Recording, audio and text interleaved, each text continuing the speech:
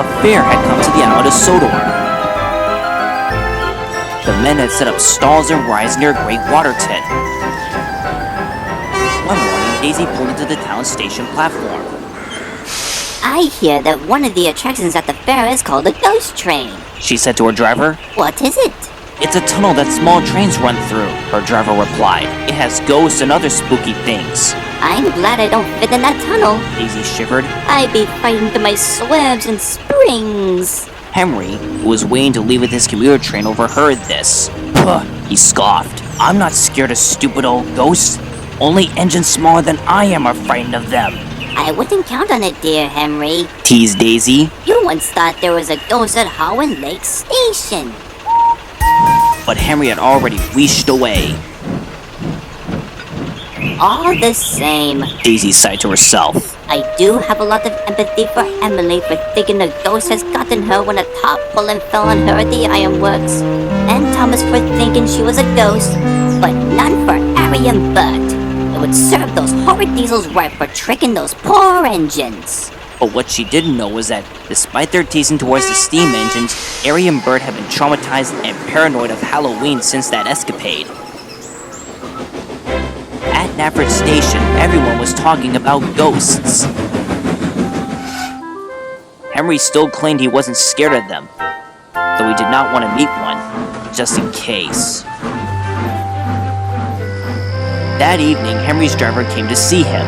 Part of the tunnel roof has collapsed, he told him. The Fats controller says we must take some men to clear away the rubble. Bother, grumbled Henry. I was looking forward to a rest. Cheer up, Henry, said his driver. The job won't be that hard to me. Begrudgingly, Henry agreed and set off.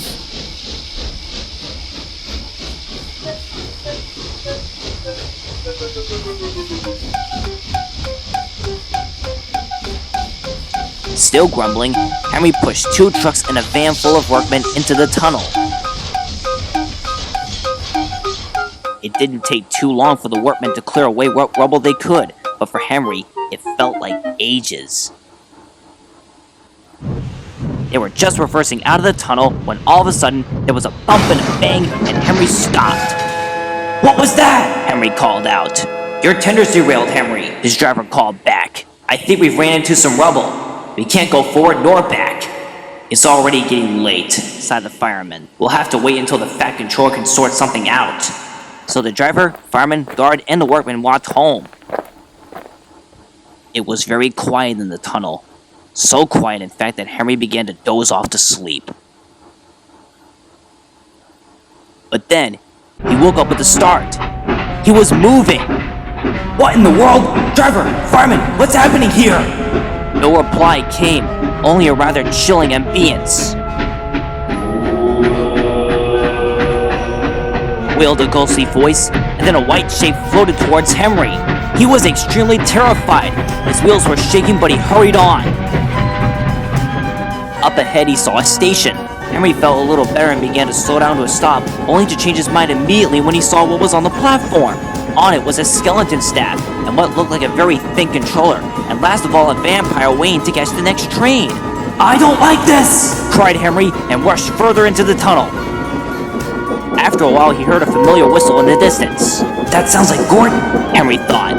However, it was a shadowy, ghostly Gordon who raced towards him with a scream and a roar. Make it stop! Make it stop now!